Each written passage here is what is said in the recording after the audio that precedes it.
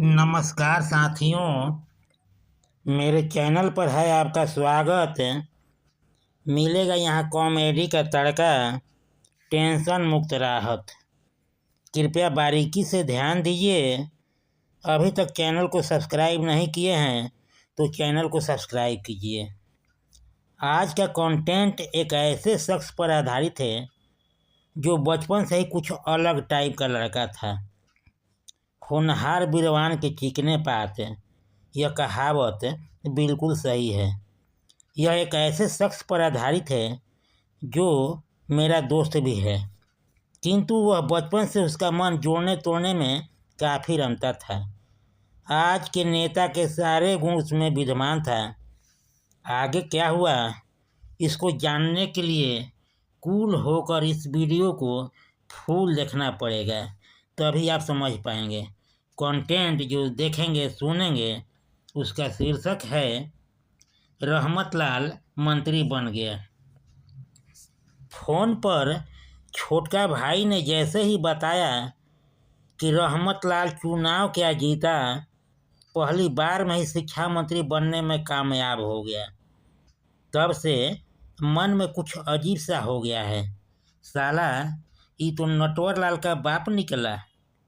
दूसरे को तोड़ जोड़ कर मजाक करने की कला में तो निष्णात था ही, ससुरा वाहवाही दोनों तरफ से लूटता था।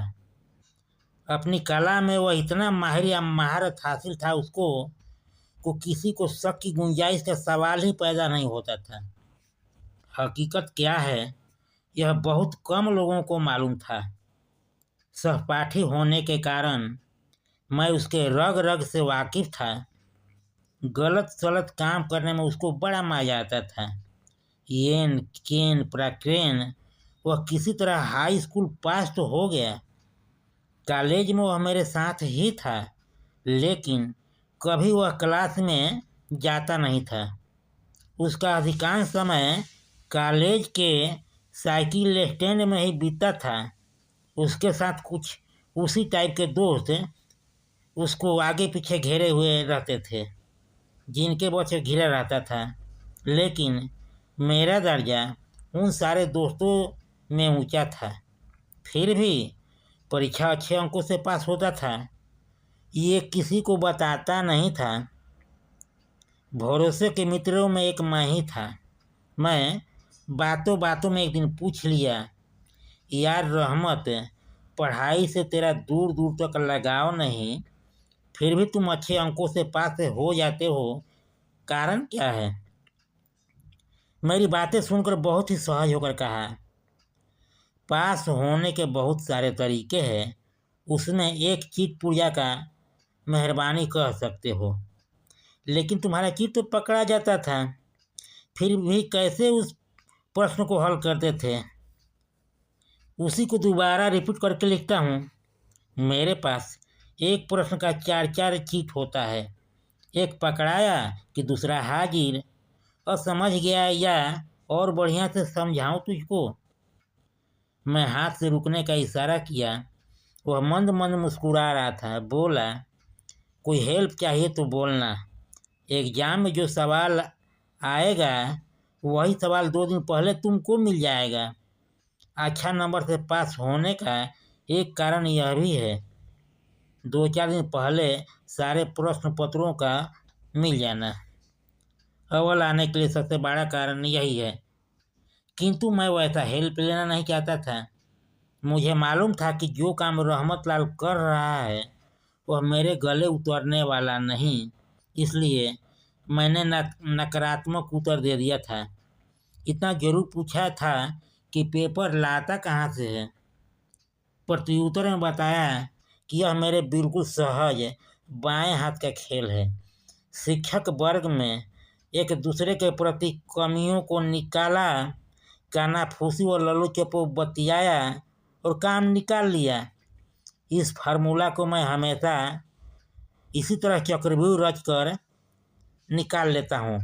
उनके पास छटपटाने के सिवाय कोई रास्ता नहीं है, बस ब्लैकमेल करते रहो। हमेशा की तरह उस साल भी कॉलेज में अव्वल आया। कॉलेज की पढ़ाई समाप्त कर मैं नौकरी के लिए ट्राई करने लगा था और रहमत लाल को राजनीति में रुचि थी, इसलिए वह नेताओं के संग घूमने लगा। इसी बीच रहमत लाल से संपर्क टूट गया था। राजनीतिक हलकों में उसने पांव तो जमा लिया था और मैं काफ़ी अथक परिश्रम कर एक सरकारी विभाग में क्लर्क पद के लिए चुन लिया गया। मुझे नौकरी में आए मात्र 1 साल हुआ होगा कि छोटका भाई ने रहमत लाल के बारे में अवगत कराया। मुझे इस व्यवस्था पर घोर आश्चर्य हुआ। आज वोट के लिए जोड़ तोड़ की नीति की व्यवस्था को तहस नहस कर दिया। रहमत लाल जैसे लोग विशिष्ट पद को सुशोभित करेंगे तो क्या आशा किया जा सकता है। जो स्वयं नकल टिप कर सोर्स पैरवी रूपी हवाई जहाज पर चढ़कर शिक्षा रूपी बैतरणी को पार किया, वह क्या संदेश देगा आज के युवाओं को। मेरा मन वितृष्णा से भर गया। विचार तो हुआ कि शाबाशू दे दूं फोन के माध्यम से, किंतु मैं शीघ्र ही अपने भावनाओं को दबा दिया। गर्मी की छुट्टियों में घर गया तो पता चला कि अब रहमत लाल का ठाठ और निराला हो गया है। आगे पीछे अब पुलिस की बैंड रहती है, सुरक्षा कर्मियों से लैस रहता है। वह मजाल भीड़ में चलते वक्त कोई मुलाकात कर ले या नाम से पुकारने की गुस्ताखी करे। आज जिनको मैं इंजीनियरिंग मेडिकल कॉलेज में नामांकन कराने हेतु हमेशा उसके पीछे चिरौरी करने में लगे रहते हैं, परंतु वह किसी के बातों का तरजीह नहीं देता। उसका एक पांव हमेशा आकाश में ही रहता है। दिल्ली, पटना, मुंबई एक किए रहता है। अगली बार देखिएगा जरूर मुख्यमंत्री बनेगा। चारों तरफ से कुछ इसी तरह की बौछार देखे मैं अवाक रह गया। रात दिन नाक रगड़ने के बाद, कितनी कठिनाई के बाद नौकरी मिली, तो वह भी क्लर्की की। साला लफंगा दिगरेट तिकड़म भिड़ाकर पहली बार में ही ससुरा शिक्षा मंत्री बन गया। जिसको अपने नाम तक लिखने में तारे गिनने पड़ते हैं, आज बड़े बड़े शिक्षा अधिकारी उसके जूते पर नाक रगड़ रहे हैं। गंवार के समक्ष घुटने टेकने में अपने को गर्व महसूस करते हैं। मैं भी उससे मिलने के लिए आतुर हो गया। जरा मैं भी देखूं उसका ठाट बाट। मैं अपने गांव 2 सप्ताह पहले से ही आया हूं। तभी से सुन रहा था कि शिक्षा मंत्री रहमत लाल का इस क्षेत्र में दौरा है, और जब अपने गांव का दौरा शुरू हुआ तब तक मेरी आधी छुट्टियां खत्म हो गई थी। शाम को उसके पार्टी वालों से पता चला कि कल अपने क्षेत्र में शिक्षा मंत्री का दौरा है। रहमत लाल पड़ोसी गांव का निवासी है। मुझे बहुत खुशी हुई। भले ही वह दूसरों के लिए मंत्री हो, पर मेरे लिए तो मित्र रहमत लाल के सिवा कुछ नहीं। अगले दिन पौ फटने के तुरंत बाद दौरे का काम शुरू हो गया था। गाड़ी से उतरते हुए पुलिस कस्टडी में आ गया था। गांव में शिक्षा मंत्री के हाथों एक नया स्कूल का उद्घाटन जो होना था, काफ़ी गहमागहमी थी। चारों ओर रेलमपेल मचा हुआ था। रहमत लाल सर झुकाए कच्छप चाल से आगे बढ़ रहा था। सलामी लेते लेते काफ़ी तंग महसूस करने लगा था। तभी मेरे बाजू से गुजरा। मैं दोस्ताना लहजे में पूछ लिया, और सब ठीक है ना रहमत लाल? रहमत लाल सर उठाकर देखा था। तब तक पुलिस अपना पोजीशन ले चुकी थी। उसने हाथ से रोक दिया था। यदि ऐसा नहीं किया होता तो अब तक 2-4 थप्पड़ तो पड़ ही गया होता। उसने दोस्त की भूमिका निभाते सप्रेम सहज भाव से मिला। कैसे हो राजेंद्र? बिल्कुल ठीक, मैंने कहा। तेरी तो निकल पड़ी यार। ये ऊपर वाले की मेहरबानी है।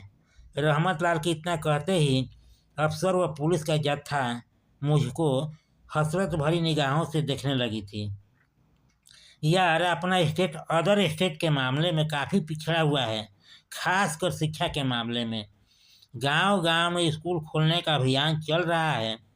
इस लचर व्यवस्था को सुधारने का बीड़ा मुख्यमंत्री जी ने शिक्षा मंत्री बनाकर मुझे सौंपा है, देखे कहाँ तक सफल होते हैं। बिल्कुल सफल हो गए रहमत लाल, क्योंकि मैं तुम्हारे भावनाओं से भली भांति वाकिफ हूँ। जो काम तुम ठान लेते हो करके ही दम लेते हो। रहमत लाल अपना बड़ाई सुनकर भीतर से काफ़ी गदगद हो गया।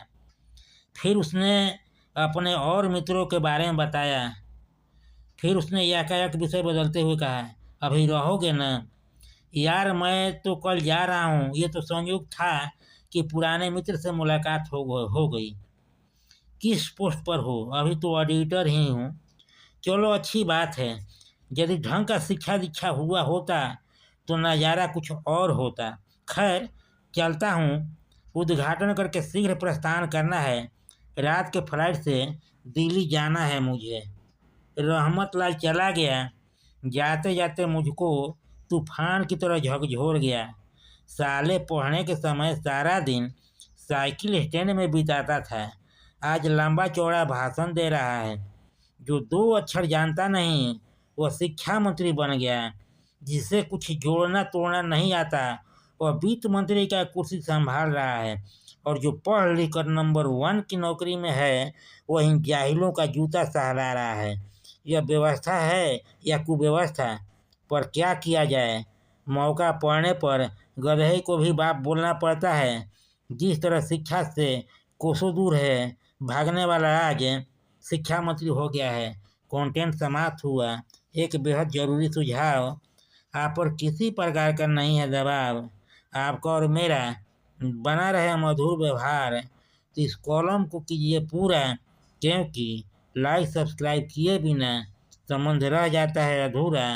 लाइक सब्सक्राइब करके कीजिए इसको पूरा।